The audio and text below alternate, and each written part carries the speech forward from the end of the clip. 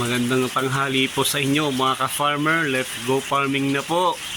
Ang pang-limang araw na po ng ating mga alagang sisiw. Ayan, medyo babawi tayo. Update ko kayo halos araw-araw kasi matagal tayo hindi nakapag-video. Pang-limang araw na po ng ating mga alagang sisiw. Kung titignan nyo po sila, may sapin pa sila sa kanilang kulungan. Pero yan naman po sa pinin, titignan din ninyo kung nakakabuti pa sa kanila. Kasi may pagkakataon pag talagang malalakas na silang dumumi, kahit magpalit kayo ng karton, kahit araw-araw magpalit kayo, talagang ano na, mapupuno na po yun ng dumi.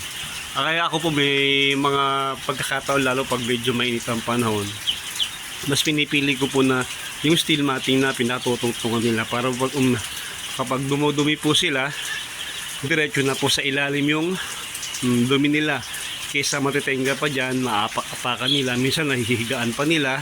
Kaya yung kanilang balahibo ay medyo basa-basa. Yun po ay dahilan na rin ng ng pagkapal ng dumi ng karton na nilagay natin. Pero so far pinag-iisipan ko ba kung tatanggalin ko na. Ayun na po, hindi pa po ulit titimbang. Baka siguro mga bukas po magtitimbang na ako. Tapos na po ako sa prevention para wag silang sipunin. Ang binigay ko na po sa kanila kanina ay ang multivitamins na po, yung po Vitamin Pro. Yun na po binigay ko sa kanila. Tapos po bukas magbibigay all sa kanila ng dextrose powder naman. Ayun po. Tapos the following day pa nun, tubig. Tapos yung ipapang nakaschedule natin na vitamins na kailangan nilang matik para sa mabilis nilang paglaki. Hindi pa naman po sila ganun ka-crowded. Kaya pa yan, kahit mga 2 days pa, pwede pa yung ganyang sitwasyon nila bago ko sila ilipat dun sa malaki kong kulungan. Yun naman po kulungan ng malaki ay kukulungin ko siyempre, kasi hindi pa sila pwedeng ma-expose ng maigi sa malakas na hangin. Dapat sa kanila kontrolado pa yung room temperature, lalo pag gabi, lalo po yung nag-uulan. Masama sa kanila yung nalalamigan, pati po yung basa ang surface na inapakan nila, masama rin po sa kanila. Kasi yung pinakatalampakan po nila, yun ang parang nakaka-absorb ng init o lamig. Kapag malamig po ang na-absorb nun, hindi po magiging maganda para sa kanila. May mga ka-farmer po tayo na nagtatanong sa akin kung ilang sako po ng feeds ang uubusin ng 500 heads. Sa experience ko po, umuubos po yun na nasa 5 sako hanggang 6 na sako hanggang sa ma-harvest nyo sila. Hanggang sa ma-hit nila yung timbang na pwede na silang ma-harvest. Ito po ay 500, di times 5 na lang po sa kanila. 5 times 5, 25 sack po ang uubusin yan.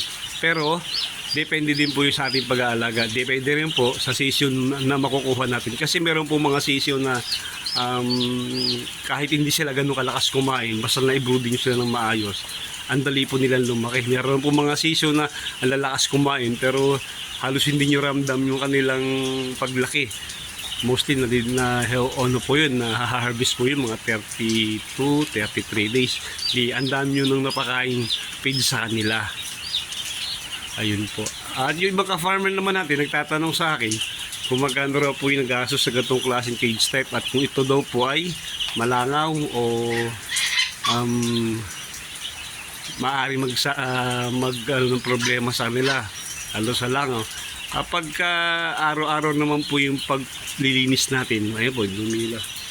Huwag niyong pakakapalin lang, huwag niyo nang pababayaan na makapangitlog dyan at makapag ano yun ng langaw. Mga 2 days po, 3 days, pinakamahaba na 3 days, dapat makayod yun na po yan para hindi pa mahayan ng langaw. Makaka-attract po yun ng langaw. Ang ginagamit ko naman po doon, yung probiotic po para hindi masyadong nakakatawag ng langaw. Kasi nalilesen po nun yung amoy.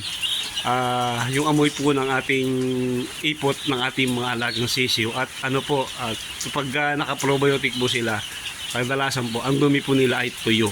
Ayun, kaya nababawasan po yung paglapit ng mga langaw. Pero yung makakapag-produce kayo ng langaw, hindi po, kasi lalo pa pag everyday ang inyong paglilinis, nakakayod yung dumi nila, tapos nailalagay nyo sa maayos na lagay yung dumi nakuha niyo sa kanila. Iba po ginagawa yung fertilizer, pinapatuyo po, tapos nilalagay sa mga halaman.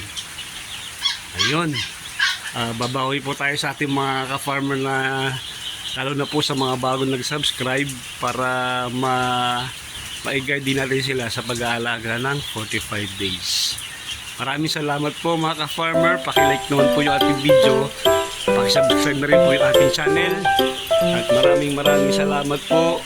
Gagana po main. May pera po sa pag-farming, may pera po sa pag-aalaga ng broiler o 45 days. Tiyagaan lang po talaga. Maraming salamat po. Mabuhay po kayo. Happy farming po.